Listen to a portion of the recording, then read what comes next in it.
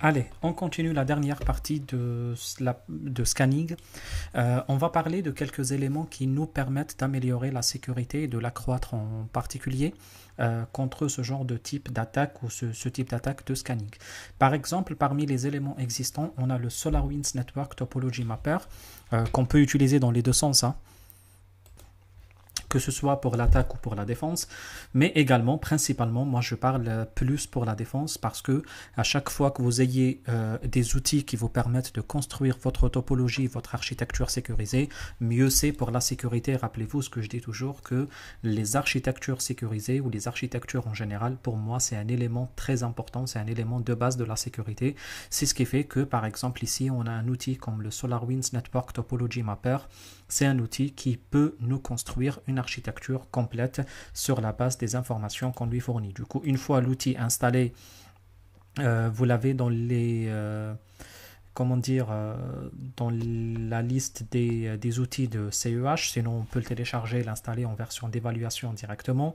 On va choisir notre SNMP crédentiel en public. Après là-dessus, on peut laisser tout par défaut et passer. Là, je pense qu'il n'y a pas nécessité sauf si nous l'impose.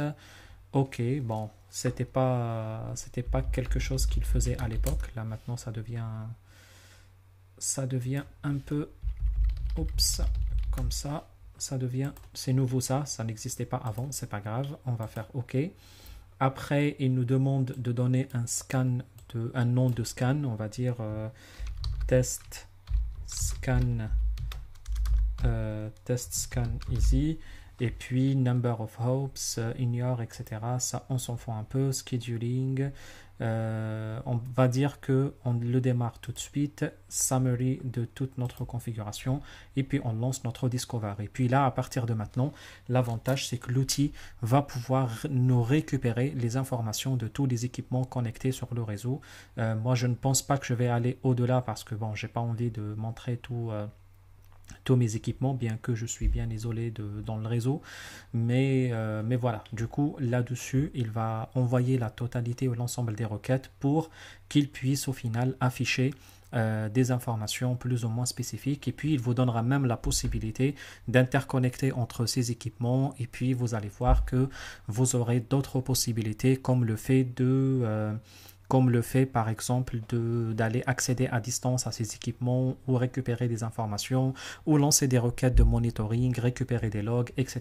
Du coup, vous voyez que c'est un outil qui est assez complet en matière de supervision, en matière de monitoring et en matière aussi de récupération des détails, des informations de ce qui se passe globalement sur votre topologie de réseau. Là, vous voyez, on a énormément d'informations sur les différents types d'équipements existants sur le réseau. Il nous mentionne le subnet et puis il nous donnera les informations détaillées sur les différents équipements.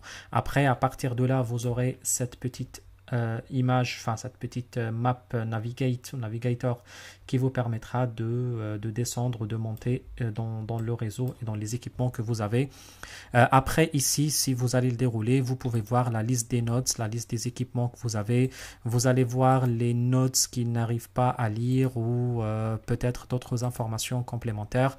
Vous allez avoir également ici les options que vous voulez display dans vos nodes, et puis même en cliquant sur les équipements avec des boutons droits, vous pouvez ajouter les propriétés, vous pouvez ajouter des neighbors, c'est des équipements qui sont juste à côté, le copier, placer des textes, etc., faire des adaptations. Vous pouvez faire aussi des connect devices, faire des interconnexions spécifiques entre ces équipements-là. Vous pouvez ajouter, par exemple, bouger les équipements, exporter en version visio pour les mettre dans les différents documents que vous avez. Bref, vous avez compris le principe. Vous pouvez même exporter, etc. Vous avez compris normalement, globalement, ce qu'on a. Et puis, cela vous permettra de faire énormément de choses d'une façon totalement automatisée sur votre infrastructure de réseau que vous possédez. Après, ça pourra également servir aux hackers dans le cadre de l'analyse d'informations. L'objectif, évidemment, c'est d'essayer de récupérer un maximum d'informations sur les cibles avec des outils qui existent, des outils d'entreprise qui existent aujourd'hui. Après, parmi les outils très importants en matière de protection également, on a des outils comme par exemple, allez, de quoi on va parler maintenant? On va parler par exemple de l'Epitable qui est le pare-feu. Il est où mon Kali? Il est là, qui est le pare-feu Linux. Du coup, on peut lancer par exemple iptable et puis lancer les différentes commandes qui sont associées à l'iptable. Et puis, on a un certain nombre de commandes et de bonnes pratiques ou de best practices qui nous permettent d'afficher, comment dire, de mettre en place des systèmes de sécurité, des systèmes de protection. Évidemment, si vous utilisez des pare-feux de type, iptable. Par exemple, ici, si j'ouvre un petit bloc-notes, on peut voir ensemble quelques commandes très rapides de l'iptable. Prenons un exemple très simple. On a parlé de différents types de scans comme le XMAS ou autre. Là, par exemple, sur iptable, il est possible avec la commande iptable-a et puis on précise les inputs, et puis on précisera le type des ports TCP avec le type de flag spécifique. Par exemple, ici, on va mentionner TCP flags et puis on précise les différents types de flags comme les fins ou urgents ou je crois il y a des espaces entre chacun, je ne me rappelle plus, mais peu importe, ou le push par exemple. Et puis on peut préciser peut-être d'autres, peu importe. Et puis on va lui dire juste -j drop. Par exemple ici, on va juste ajouter une règle de sécurité qui dit tous les TCP flags qui viennent, il faut les dropper. Enfin, ce genre de TCP flag, il faut les dropper. Après, il y en a énormément d'autres. Par exemple, ceux qui permettent de passer un flux de trafic spécifique. Par exemple, on peut lancer une commande de type iptables. Iptables, ça s'écrit, je crois, avec S, iptables. Et puis, à partir de là, vous pouvez ajouter un type de filtre spécifique. Si on permet d'ajouter le SSH, on va dire pointer filter et puis on mettra -a output. Il manquait quoi? Le T. Et puis on précisera le type de port, qu'il s'agit d'un TCP, et puis on précisera exactement le numéro de port. Par exemple ici on va dire des ports 22 -j accept, et puis à partir de là on a lancé la règle de sécurité qui permet d'accepter du trafic SSH qu'il passe sur le réseau. Et puis vous pouvez grâce à cela ou avec cela ajouter ou retirer du trafic en fonction de ce que vous souhaitez. Si vous fouillez un peu sur le net, vous allez trouver un certain nombre de best practices et des recommandations dans la matière en comment utiliser efficacement des proxys type iptables ou même des proxys plutôt propriétaires comme ceux, proxy, je parle des firewalls, pas proxy, des firewalls plutôt propriétaires comme ceux de Cisco, ceux de Fortinet ou ceux de Palo Alto, etc. etc. Ça, c'est très pratique pour vous. Si vous voulez apprendre la sécurité, il est vraiment nécessaire d'apprendre à utiliser au moins une référence de pare-feu, idéalement deux, mais si vous ne connaissez qu'une référence de pare-feu, que ce soit les open source ou les propriétaires, ça sera déjà pas mal, ça sera déjà top. Moi, en tout cas, je connais plus les pare-feux propriétaires que, par exemple, ceux de Cisco ou de Fortinet que les pare-feux open source, parce qu'ils ne sont pas vraiment les plus utilisés dans le cadre des entreprises qui préfèrent plutôt des logiciels suivis par des sociétés derrière, par des géants qui mettent à jour, etc. Mais bon, après, il n'y a pas de règle. Un pare-feu reste un pare-feu. Si vous pouvez utiliser l'un, vous pourrez utiliser l'autre sans aucun problème. Après, on peut utiliser un pare-feu très simple, un pare-feu très basique qui s'appelle UFW, qui est le pare-feu vraiment le plus basique qu'il est possible d'utiliser. Par exemple, il est très simple de voir si on prend par exemple notre machine Metasploitable, elle est où? Elle est là.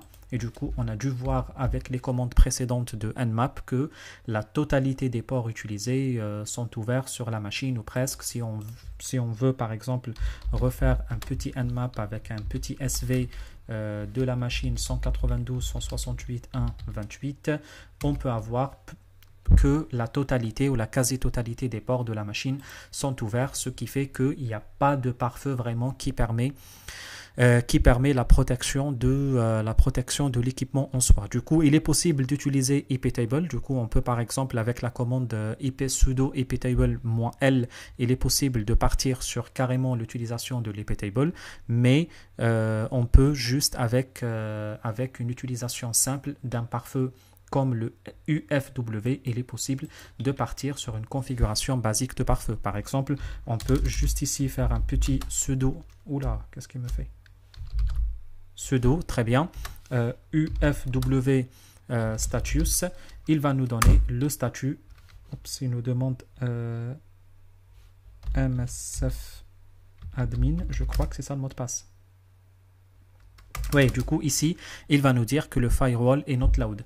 Après, ce qu'on peut faire, on peut exécuter le UFW et on peut le lancer avec la commande enable ici. Ça va permettre de remonter ou de configurer le UFW, pare-feu UFW, avec les fonctionnalités de base. Juste avant de le faire, j'ai bien envie de checker le Kali Linux avec les informations qu'il a données. Et là, vous voyez que le Kali Linux, ici, il va nous donner énormément d'informations. Il va nous dire clairement que voici la liste des ports qui sont ouverts et qu'il y a 977 ports qui ne sont pas ouverts. Et puis c'est tout, il n'y a pas d'éléments de sécurité ou d'éléments de protection qui permet de nous protéger contre ce genre de situation. Du coup, nous, on peut lancer comment dire, le UFW, c'est un peu compliqué à prononcer, UFW, et puis on peut tester même encore une fois le UFW avec un petit, je reviens ici, un petit status. On peut voir facilement maintenant qu'il est loud. Du coup, on peut même essayer avec un petit IP table. Ah, qu'est-ce qui se passe à mon clavier? -L. Ici, qu'est-ce que... Non, c'est pas ici, pardon. C'est pas ce que je voulais faire, pardon. Du coup, ce qu'on peut faire là-dessus, on peut confirmer maintenant que l'équipement est bien protégé. Et comme preuve de protection de l'équipement, on peut maintenant, quand on lance les différentes commandes maintenant de scan de Nmap, on va voir qu'il va quand même nous embêter un peu plus, pas comme il le faisait avant. Qu'est-ce qu'on peut faire là-dessus? On va attendre un peu, mais bon, c'est pas grave. Qu'est-ce qu'on peut faire également? On peut également tester l'accessibilité. Là, vous voyez que quand même, c'est plus comme avant. Il ne nous affiche pas la liste des ports qui sont ouverts comme avant. Et puis même, il va nous dire que all 1000 scanned ports on device, etc. are in ignored status, state, en quelque sorte, sont en état ignoré. C'est en quelque sorte, on n'a pas, là par contre, ici l'information qui nous intéresse, il y a 1000 filtres TCP ports, du coup la commande scanne 1000 ports et ils nous disent que les 1000 ports sont tous filtrés, autrement dit les 1000 ports sont plus accessibles grâce à l'utilisation de pare-feu. Du coup on peut par exemple avec la commande curl essayer d'accéder maintenant à distance au serveur avec l'adresse 192.168.1.28 et là on va voir que les requêtes HTTP ne sont plus possibles, ne sont plus autorisées sur le serveur en question. Du coup vous voyez que c'est une façon de faire qui est excellente, rapide, basique, et puis à vous après d'ouvrir et de fermer en fonction de ce que vous souhaitez. Et puis l'utilisation des commandes de UFW sont très faciles. Ils sont très basiques à l'utilisation. Après, je ne sais pas la raison, je ne sais pas pourquoi, ça met quand même du temps les requêtes. Je pense que ça nécessite un petit redémarrage de toutes les machines. Je ne sais pas s'il y a quelque part une boucle dans mon petit réseau localhost ou pas, mais bon, peu importe, ça va venir au final, le temps que je parle, le temps que j'explique cela. Mais comme j'étais en train de dire, la commande curl permet d'ouvrir un lien HTTP. Et là, on va voir que avec l'utilisation de la protection par feu, il ne sera plus possible. Du coup, après, vous allez me dire peut-être, moi j'ai un serveur web, etc. Il faut que je permette l'installation ou l'accès distant à ce serveur web. Oui, mais il n'y a aucun problème.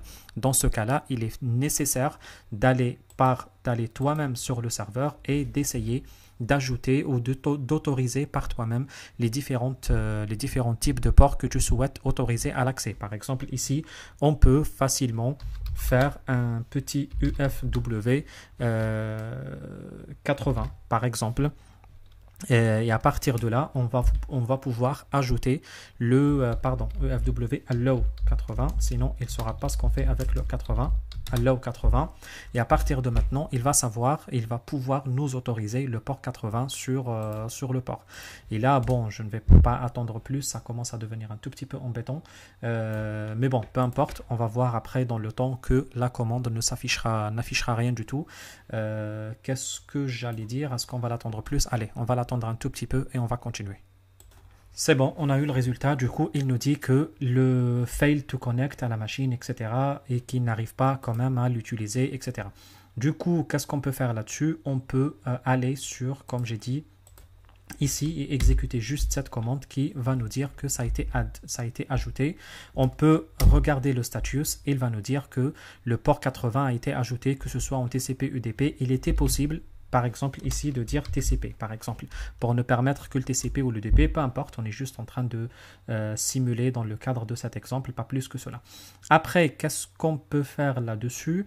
On peut revenir là-dessus encore une fois et puis réinsérer la même commande encore une fois, et là vous voyez la différence très importante entre les deux, que là on permet l'accès vers le serveur à distance, ce qui confirme finalement l'utilisation efficace de cette technique-là. Il est possible, si vous souhaitez, il est possible d'installer sudo apt install iptables. Vous pouvez l'installer si vous souhaitez, hein. Vous pouvez ajouter le pare-feu iptables carrément.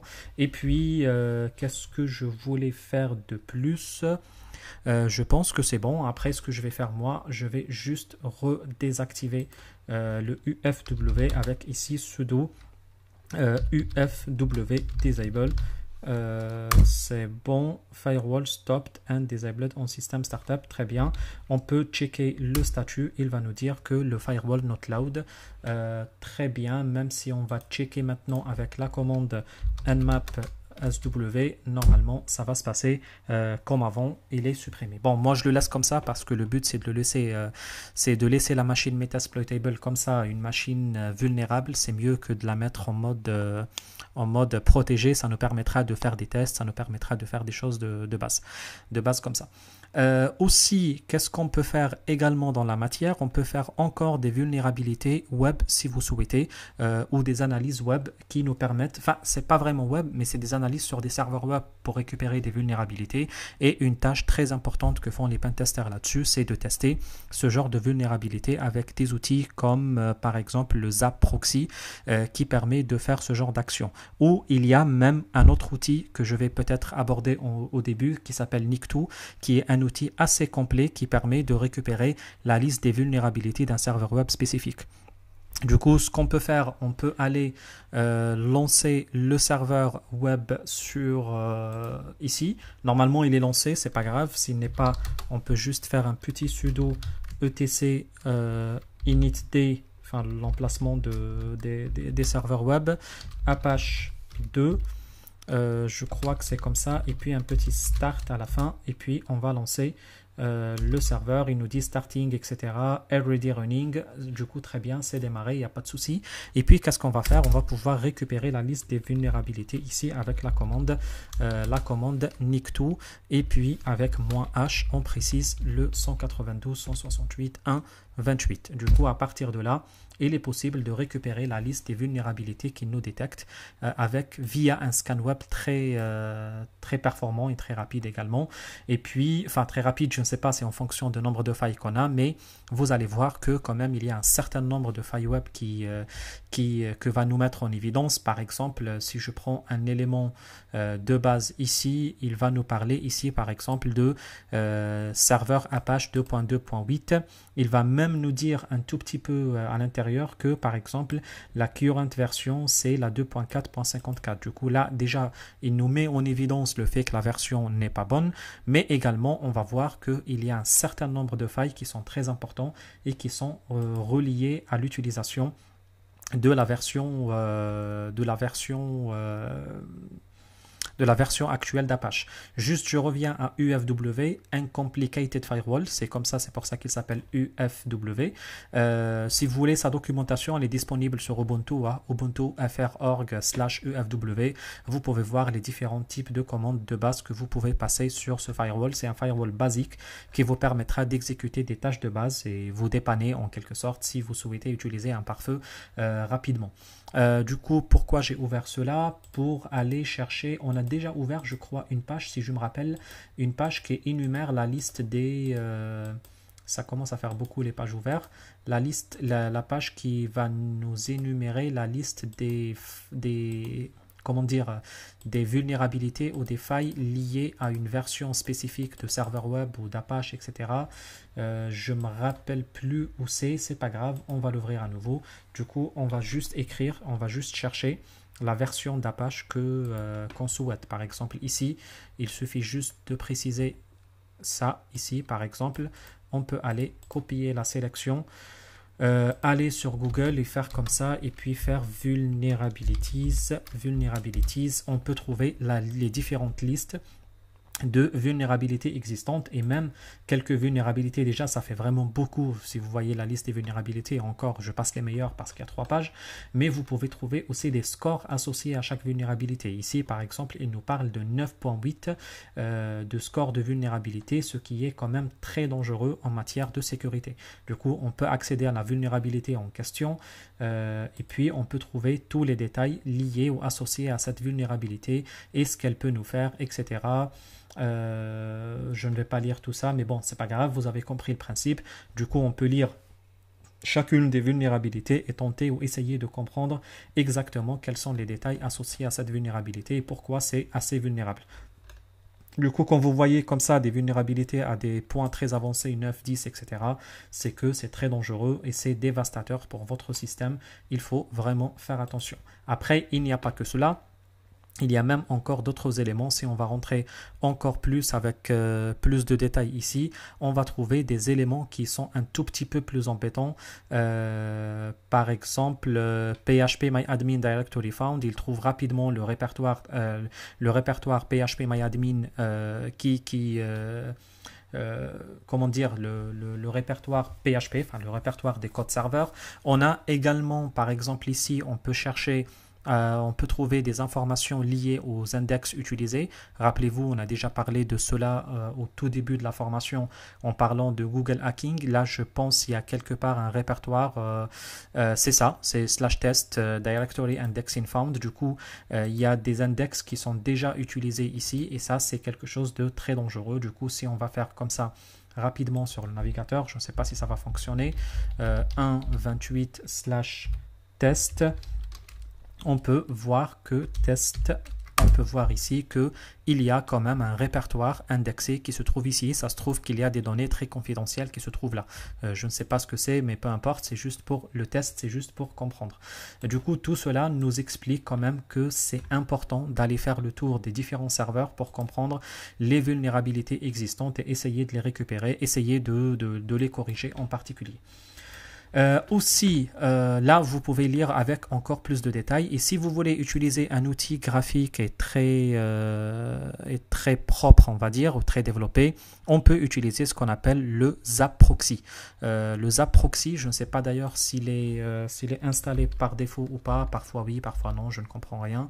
Du coup, là, quand on écrit Zap ou OWASP, attendez, OWASP, on ne le trouve pas, c'est pas grave. On peut le chercher, on peut le télécharger. Ce qu'on peut faire rapidement sur Google, Zap Proxy GitHub download, Zap Proxy download GitHub. Là, c'est quelque chose comme ça. Normalement, on va pas tarder à le trouver, à trouver le lien. Tac. Je crois que c'est ici. Hein, Zap Proxy, Zap is one of four. Allez, on va. Non, par contre, c'est pas ici que je dois le faire. C'est sur la machine Linux. Je reviens sur la Linux, sur la Kali. Et puis ici, on va mentionner notre, par exemple, Zap Proxy download. C'est de quoi? C'est de GitHub. GitHub, j'écris mal, c'est pas grave. On ajoute un B ici. Et puis, je crois, c'est là ou peut-être ici. Allez, ici, on va trouver des informations sur l'outil. On va attendre un peu. To the new Zap site, ok, pas de souci.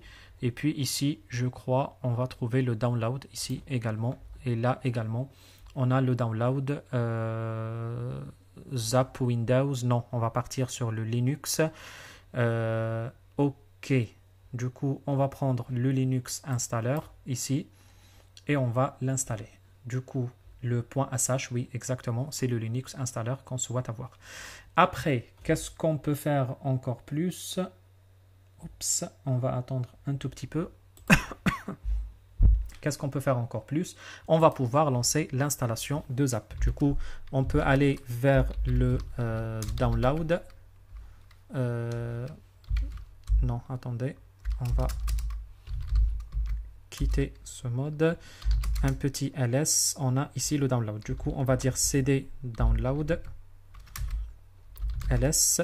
On a le Zap qui est ici. Du coup, très bien. À partir de là, on va pouvoir lancer l'installable. Du coup, pour ce faire, il faut d'abord ajouter les droits à l'exécution. Enfin, il suffit juste d'ajouter le droit à l'exécution au fichier. Et puis, comme ça, c'est fait. Du coup, si je refais un ls, je trouve bien le fichier coloré, autrement dit, un fichier qui est exécutable. Du coup, un / zap, etc. On va pouvoir lancer l'installation de l'outil Starting Installation. Vous devez être connecté en tant que root. C'est pas grave. C'est pas grave. Est-ce qu'on peut faire ça? Je ne sais pas. Kali. Ah bah très bien, ça fonctionne. Allez, on continue. Suivant. Et puis j'accepte les termes de contrat. Installation standard. Et puis il n'y a rien de spécial ici. Installer. Et puis on va le lancer complètement comme ça, sans aucun problème. Et puis une fois terminé, on va lancer comme ça. Et il va se lancer, je ne sais pas s'il va se lancer ou pas, mais normalement, à partir de maintenant, il est possible de le trouver. Le Zap, je crois que c'est celui-ci. En tout cas, avant, il nous affichait rien du tout. C'est le Zap Proxy qui est là, qui est en train de démarrer. Très bien. On va attendre le démarrage de l'outil. Il démarre. On va prendre, vous voulez sauvegarder la session, on va prendre une sauvegarde avec l'eurodatage actuel, c'est mieux. Et puis, à partir de là, il est possible d'utiliser notre outil de proxy, de récupération plutôt, de failles de sécurité sur les sites web. Du coup, on peut lancer un automated scan ou un manual explore. Oups. Je ne sais pas ce qui se passe. Je reviens. Très bien. Automated scan. Je pense qu'il termine des installations. Hein. Attendez.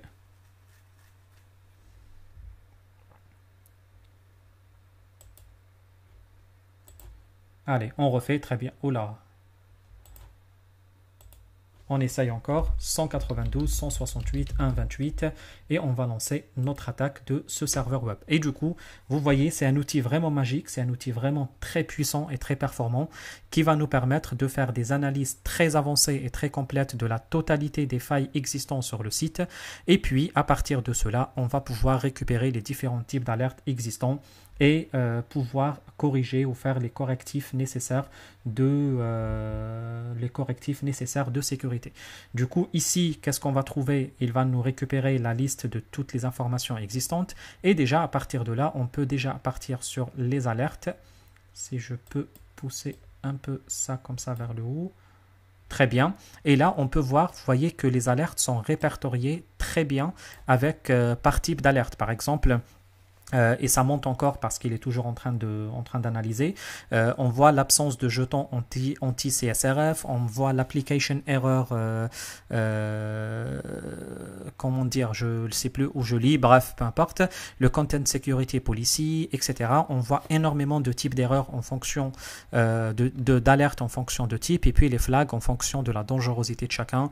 À chaque fois que la couleur est plus foncée ou plus rouge, c'est encore plus dangereux en matière de sécurité. Du coup, là, on le laisse terminer ses opérations, mais pendant ce temps-là, on peut également lire, récupérer les informations ou les détails des vulnérabilités de votre site web ou des vulnérabilités de votre serveur web. Tant que j'en parle et il n'a pas encore terminé les opérations, je précise juste qu'il n'est pas autorisé à faire ce genre d'action sur des sites web, de votre choix. Il faut vraiment faire attention. Si vous le faites dans le cadre de pentest dans une entreprise, ça se comprend parfaitement parce que vous êtes autorisé à le faire et vous êtes même payé à le faire. Par contre, prendre ici le site de la société que vous souhaitez et commencer à l'analyser, attention, c'est considéré comme une tentative d'attaque et ça peut quand même vous faire des ennuis ou vous faire payer quand même un prix cher. Du coup, il faut vraiment faire attention à ce genre de choses ou à ce genre de situation. Alors, qu'est-ce que j'étais en train de dire? Je termine avec les types d'erreurs ou les types de problèmes que nous avons ici. On peut récupérer pas mal de, par exemple, on va le laisser terminer. Je ne pense pas que je vais avoir tout pour le moment. Là, on a les informations des sorties qu'il récupère, les robots d'indexation. Et vous voyez, il y a énormément de robots d'indexation. Et là, il est en train d'essayer avec les deux méthodes, que ce soit les méthodes get ou post HTML, pour récupérer les différents types de robots d'indexation existants. Et là, vous voyez quand même, il y en a énormément. Le TWiki, c'est un site web vulnérable qui est déjà installé dans la machine Metasploitable. Du coup, ça, il n'y a pas... Normalement, il n'y a pas de souci. Mais par contre, là, vous voyez quand même, sous tout ça, c'est des types d'URL qu'il est en train de récupérer en scannant ces vulnérabilités-là. On peut revenir à la recherche. Ici, il n'y a pas plus de choses à voir. L'historique, là, il est en train de nous parler de la recherche qu'on était en train de faire. Et puis, on a la liste de nos différents types d'alertes qu'on va pouvoir essayer d'examiner si c'est possible. Du coup, il est possible d'ouvrir n'importe quel type d'alerte que vous souhaitez et puis lire le type d'alerte que vous avez. Là, il vous dit que vous avez l'URL ici. Le risque, c'est médium, moyen. Le niveau de confiance moyen, et puis il vous dira que s'il s'agit d'internal server error, il vous donnera un descriptif, etc. sur le type d'erreur et même la solution que vous pouvez avoir. Du coup, vous voyez que c'est très pratique et là, malheureusement, vous comprendrez bien la dangerosité de la situation et que n'importe quel hacker maintenant, il peut le faire tourner sur n'importe quel site pour tenter de récupérer un maximum d'informations sur l'utilisation de vos données sur les sites. Qu'est-ce que je voulais faire de plus? Là, on peut, après, je ne sais pas, on peut par exemple les anti-click jacking headers et on peut voir, vous voyez, quand vous cliquez, il vous donnera même les informations de leader et il va vous dire même sur le headers les informations que vous affichez et que là-dessus, par exemple, les en-têtes ne contiennent pas des policiers de sécurité, etc. Il vous propose même des solutions, ça n'apparaît pas très bien en bas, mais il vous propose même des solutions spécifiques sur comment vous pouvez résoudre ce genre de problème ou à ce genre de situation. Bref, on va le laisser terminer ses opérations, mais je pense qu'on a fait le tour de l'outil, on a compris ce qui se passe sur l'outil. On peut récupérer des choses ou des informations de type plus ou moins dangereuses, de type... comment dire, des failles XSS ou des injections SQL, etc. Qu'on peut facilement repérer dans ce genre d'outil. Je crois que l'outil rame un peu. Ça sera bien que je l'arrête si je peux. Bon, ça rame, ça répond plus à mes clics, mais bon, c'est pas grave, on va le fermer comme ça, on va le descendre comme ça, mais je pense que globalement, vous avez compris le principe et vous avez compris le concept de l'outil. Il nous reste deux outils, mais je vais vraiment peut-être pas les aborder. Il y a l'outil Snort qui est l'outil l'Intrusion Detection Service, le système de détection d'intrusion Linux qui existe par défaut sous Linux. Évidemment, il faut l'installer avec un apt install. Du coup, je pense que je vais vous le donner en tant qu'exercice ou peut-être dans une prochaine vidéo. Là, ça commence à faire tard la nuit. Et puis, il y a les proxys. Comment installer un vrai proxy d'une entreprise pour cacher les identités de l'entreprise, les adresses IP de l'entreprise. Je pense que vous avez compris comment on peut utiliser un proxy dans le bon ou le mauvais sens. Si vous êtes hacker, vous pouvez utiliser des proxys comme le Tor Navigator ou peu importe quel type de proxy ou des NordVPN ou des choses comme ça, des VPN et quelque chose comme ça. Et vous pouvez même partir sur ce qu'on appelle le chaining proxy. Autrement dit, vous allez rentrer un proxy dans un proxy. Là, ça fait un peu trop noir. J'arrive pas, ça n'apparaît pas très bien. On peut descendre ça comme ça. Ici, par exemple, on peut utiliser le concept de proxy chaining. Et le proxy chaining, ça consiste à rentrer d'un proxy à un autre, comme ça, comme ça, comme ça, comme ça, comme ça, jusqu'à arriver vers votre serveur de destination. Et puis, vous êtes quelque part ici comme client à utiliser votre système. C'est ce qui fait que dans ce genre de situation, dans ce genre d'application, et il n'est pas possible, voire même quasiment impossible, voire même totalement impossible, de pouvoir tracer le chemin de la source jusqu'à la destination, car on monte des tunnels sécurisés à chaque fois qu'on traverse un nouveau routeur ou un nouveau proxy jusqu'à l'arrivée à la destination finale. C'est ce qui fait qu'il est presque impossible, voire même totalement impossible, de pouvoir tracer le chemin. C'est ce qu'on appelle le principe de chaining proxy. Le principal qui fait ça, c'est le Tor Navigator. C'est un navigateur que je vous ai montré déjà. C'est le navigateur qui fonctionne avec ce principe de chaining proxy, qui sont totalement décentralisés, éparpillés un peu partout dans le monde. Après, comment utiliser un vrai proxy pour la vraie sécurité de système et de réseau d'une entreprise? Pour cela, on ne va pas refaire l'exercice de A à Z parce qu'on l'a déjà fait. Je vous invite directement à regarder Easy YouTube, à regarder directement sur la chaîne la série qu'on a faite sur la partie, j'ai pas l'impression que c'est la bonne chaîne. Ah si, c'est la bonne chaîne, très bien.